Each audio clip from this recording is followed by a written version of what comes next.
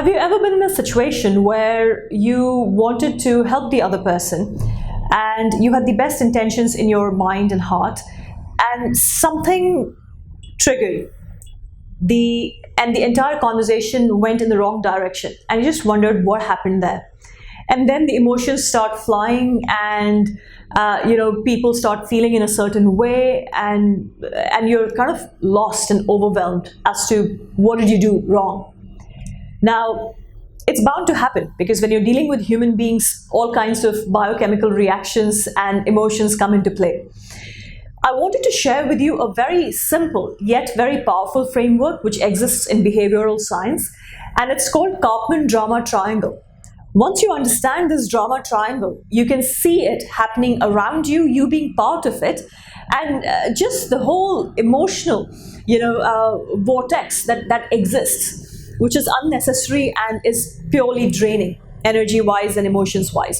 Now, how Karpman Drama Triangle looks like is something like this. So you've got three main positions: persecutor, rescuer, and victim.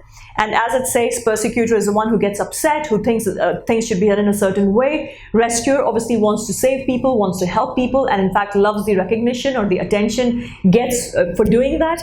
And victim is a person who feels that things are happening to this person and is helpless and is just suffering. That's how at least the person is thinking. Now, in this, what you need to really understand is, this is Karpman Drama Triangle, right? That's the name. Now, I'll give you an example so that it just becomes a little clearer to you. So imagine you're someone, and the child walks into the house, has got something playing on his mind, and mom comes forward as a rescuer and says what happens, tries to help, as you can imagine.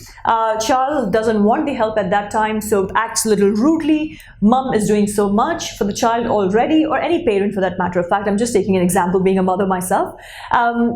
Feels that she's being victimized and she's trying to help. So from being a rescuer, mom moves to being a victim. The child is being a persecutor. Mom, obviously being the authority figure, gets upset with the child, shouts or shows that stern feeling and starts persecuting the child. Child all of a sudden from persecutor becomes the victim. Mom is now sitting here in the evening. The spouse walks in and obviously there's a discussion. The spouse tries to be the rescuer. Again, the victim mom is sitting there and saying, I do so much. What's gone wrong? And as you can imagine, the whole family environment has gone out of the window, and there's a big drama happening within the household with no positive outcome nearby.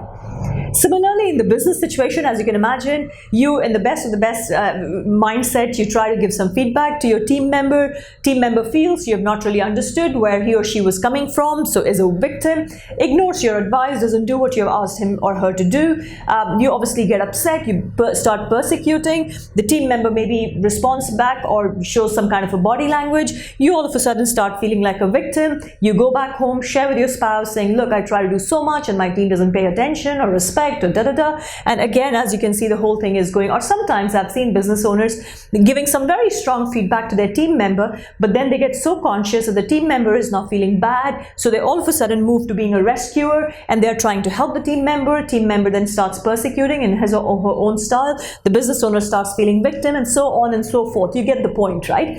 You get the point that how draining and how wasteful this whole interaction is, just because people are stuck in this triangle, moving from one position to the other without even being aware of how they're coming across. But everyone is right in his or her own capacity, in their own mind. Now, the reason I'm sharing with you this particular framework is because I want you to be very observant, to be very attentive when this is happening or has a potential of happening. And as soon as you can see that one might be getting sucked into this whole Karpman Drama Triangle, the best way to get out of it, the best way, whether you're dealing with your loved one or you're dealing with your team members or with anyone, the relationships, right? The best way to do is try not to be the rescuer, try not to be that victim or be that persecutor. Ask a question to the other person, which is,